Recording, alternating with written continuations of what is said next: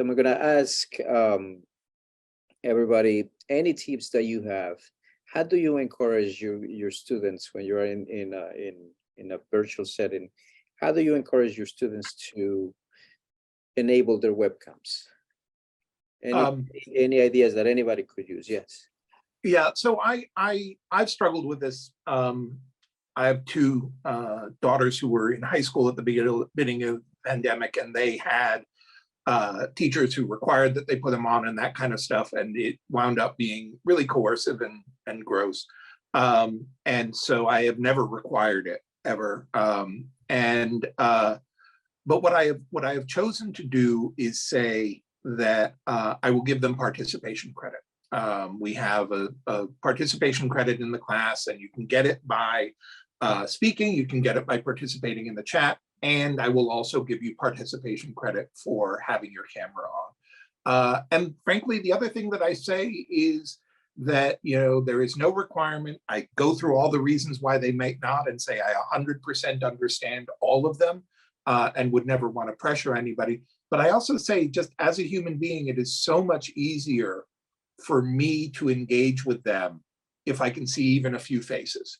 That if I'm looking out at a sea of black and white icons, it's very difficult for me as a person to teach them.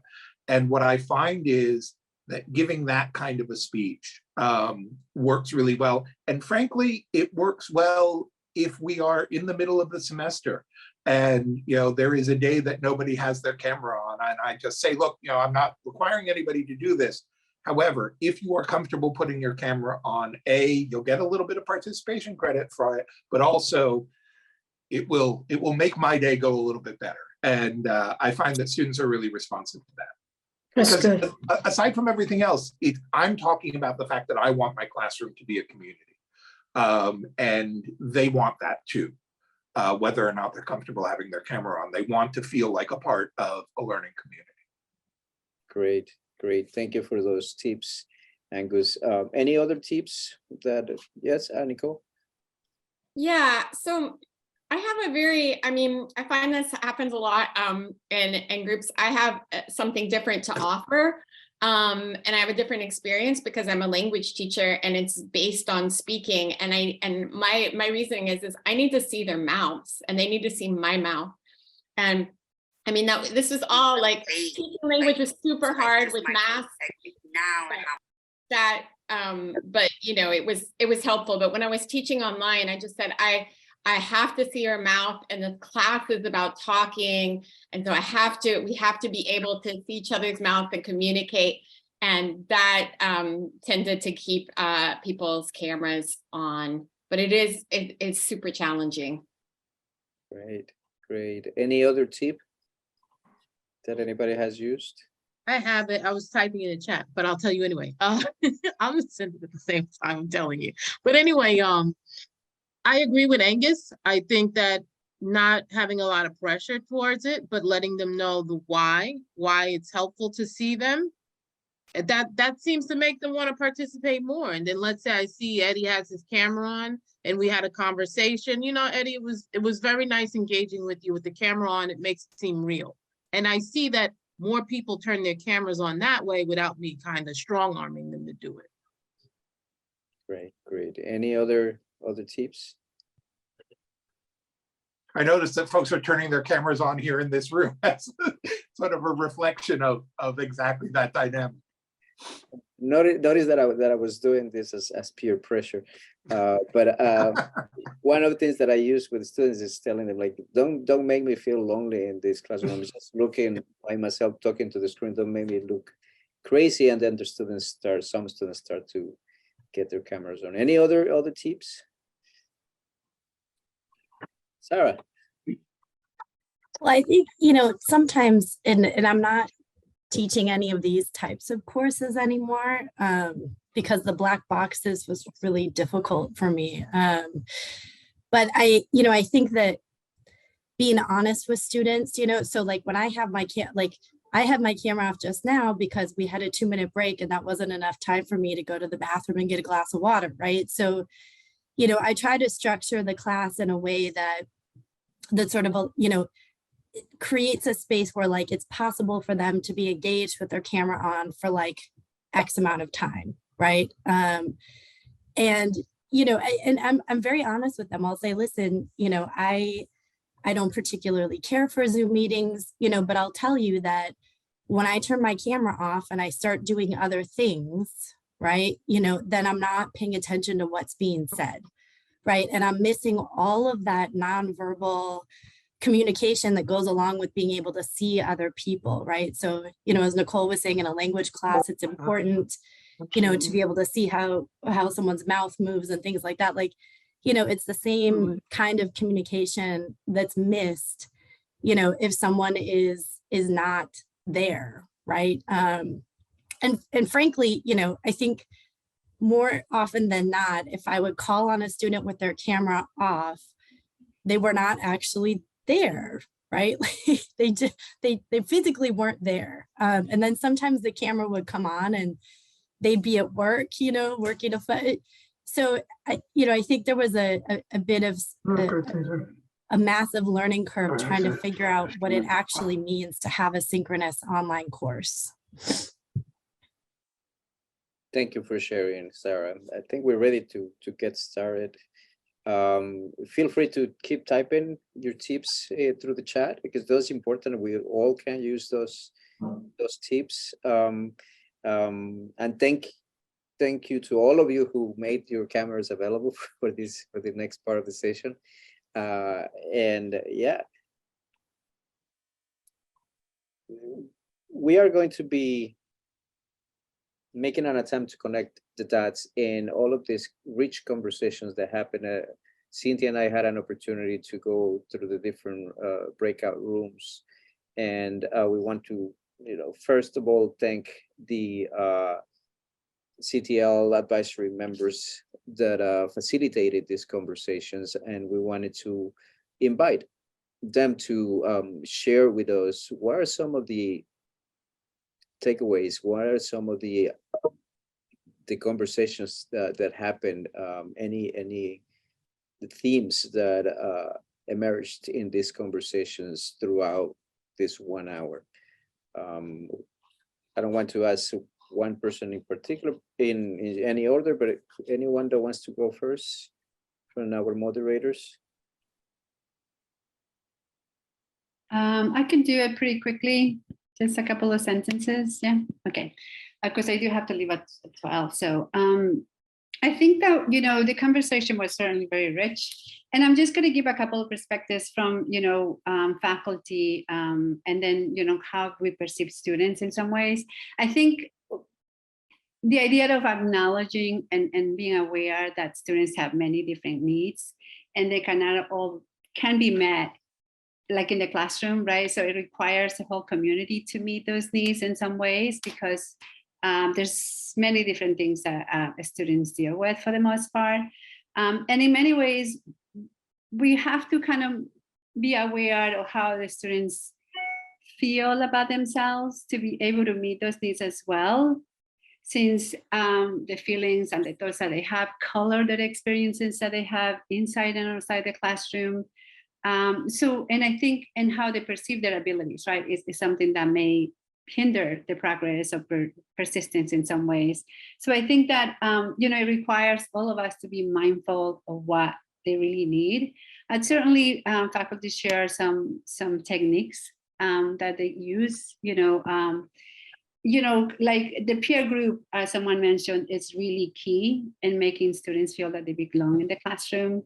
And also kind of having activities that allow them to engage really in the classroom as well, like, you know, having them in groups or giving them an assignment to respond. I mean, those are some of the things that, but I think, you know, a sense of community, belonging, and acceptance, it is not an easy thing to create sometimes, given that everyone thinks of it differently sometimes. And what does it mean for that, you know? And it certainly is a relationship between the students and the faculty and the staff that that they deal with. So, and basically, I think we just have to see, you know, students, they all come from different places and they have different needs. And I think that's key in understanding and making them feel welcome at any point and at Hostos. I think that, remember, we were just talking within the context of Hostos. And just kind of being there for them and supporting them. Like, for instance, like if students is in crisis, if they fail in something, you know, what do we do to make sure that they don't fail the class, right? Either fail an exam. What supports do you provide? What do you make them aware of? So all of these things play a big role in how students feel and connect with the college. And anyone else who was in the rooms, if you want to add something that I might, you know, I just want to briefly say, put it together. But if anybody feels that I left, you know, it's a lot, right? And I don't want to take a lot of time. And so I'm going to leave it there. Thank you. Thank you, Sylvia. Who would like to go next? Or Eddie, you have. Good morning, everyone. Again, thank you, Carlos. And I want to share with you something that I think we should analyze carefully. And this had to do with you as the professor, as the person who's going to the classroom. And I need you guys to analyze 5 different concepts that I have for you, 5 different areas. And do you go into your classroom as a human being? Do you go into your classroom as a dictator? Do you go into your classroom as one person ruler? Do you go into your classroom as one who is part of the group? Do you go into the classroom as that you are better than everybody else into that classroom? How do you approach yourself going into the classroom? The first day, the first week, the entire time of the semester. How do you, the person who is given the knowledge, how do you go into that classroom? Thank you, Eddie. I think that's an important question, self-reflection question that we can all make. And if you want to provide a response, please feel free to put it in the chat so that we can continue. And then let's go to the next moderator. Either Sanjay, Myra, Stacy. I can go. Eddie, I missed the third one. You said as a human, as a dictator. And what's the third one? Oh, you're muted. Thank you. Thank you, Stacy. The third one was as a one-person ruler. You know, it's pretty much connected to dictator, but this one is a little bit more unfair. You know, that's the third one. I remember you mentioning that in the group. So I think it's worth noting your positionality within the classroom is an important thing.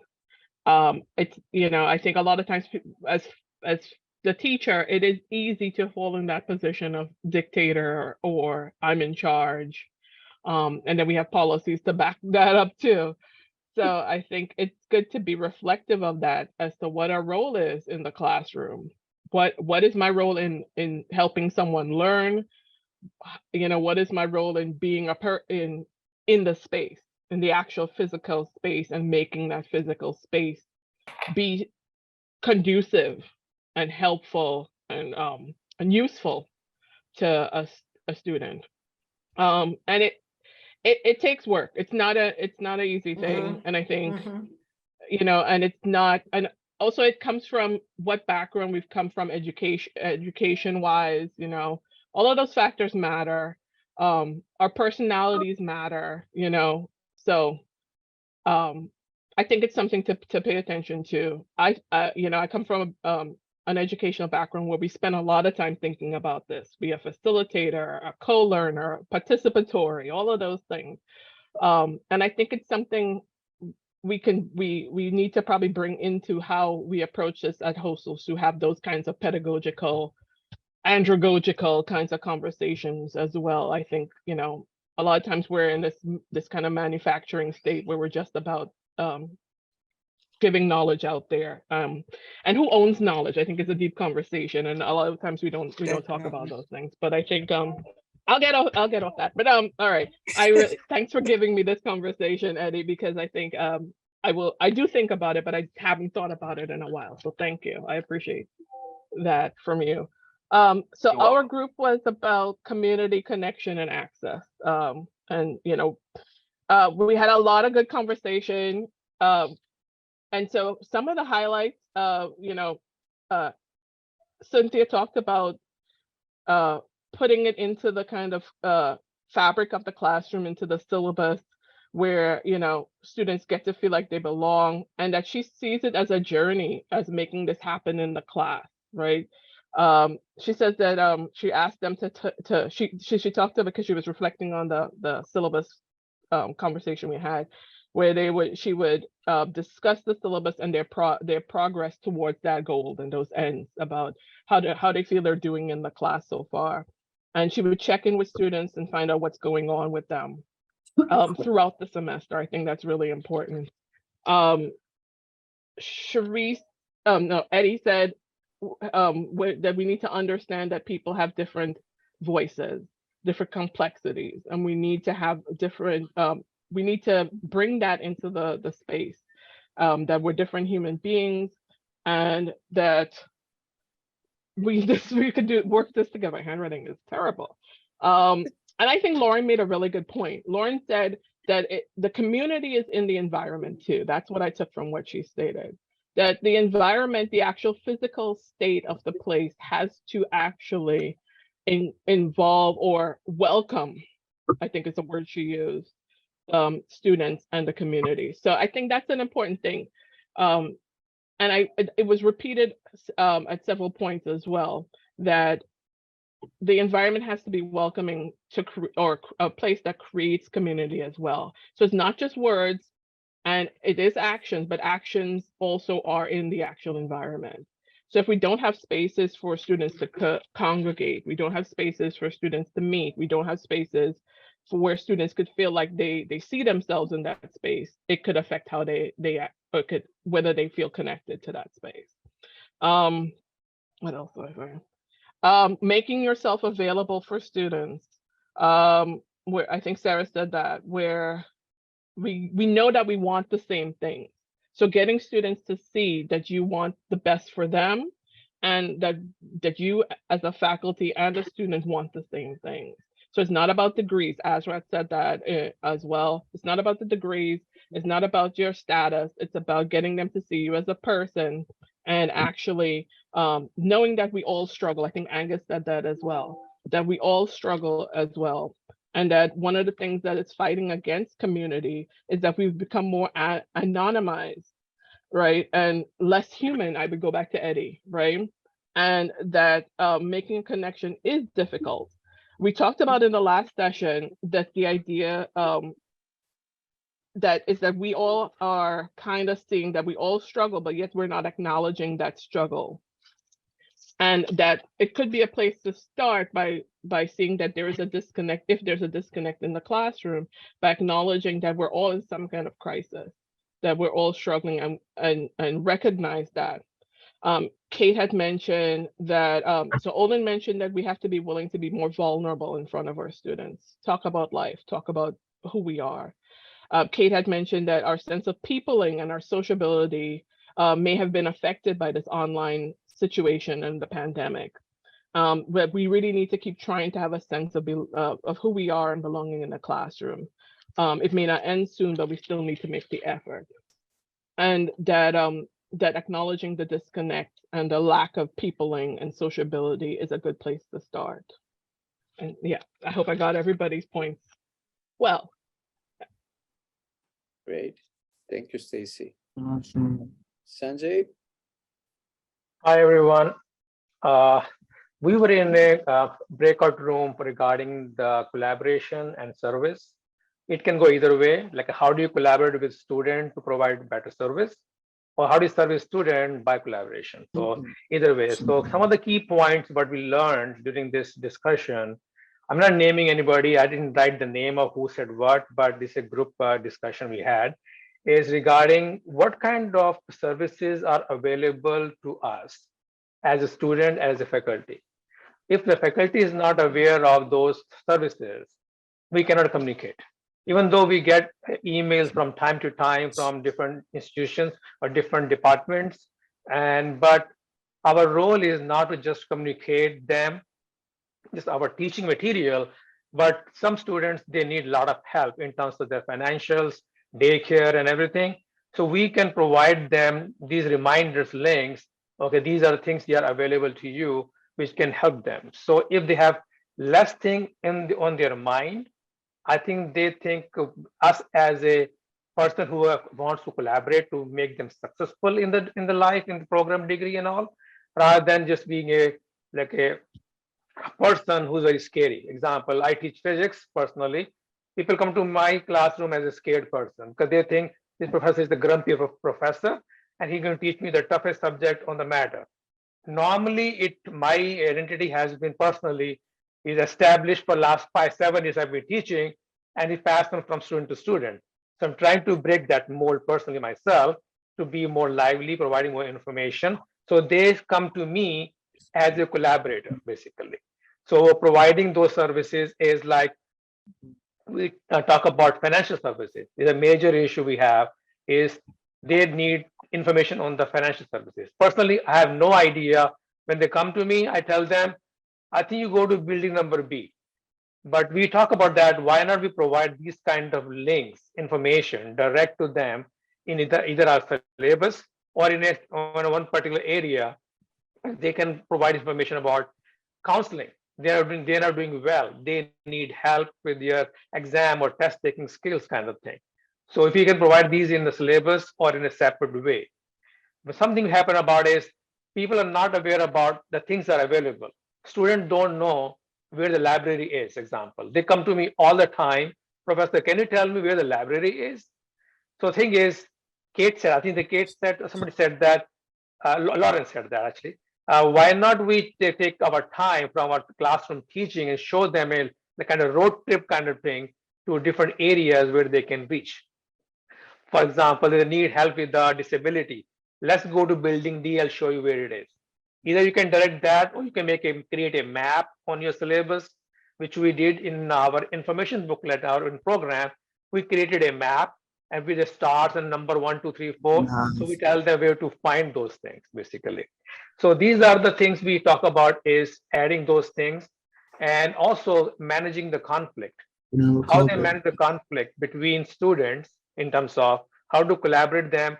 So I think Sandy said we cannot create for every assignment, create a team, and within the team, create a team manager. So that way they collaborate with each other and communicate. Students are better communicators than us, basically. They know each other and they tell each other everything what we don't tell them or they don't know it. So that's one thing we talk about, that also. Communication is the key. Communicate with the student, collaborating with them, showing them where to find the information so they can see you as not as Eddie said, as a dictator. They say this person is a collaborator and he wants or she wants me to be successful.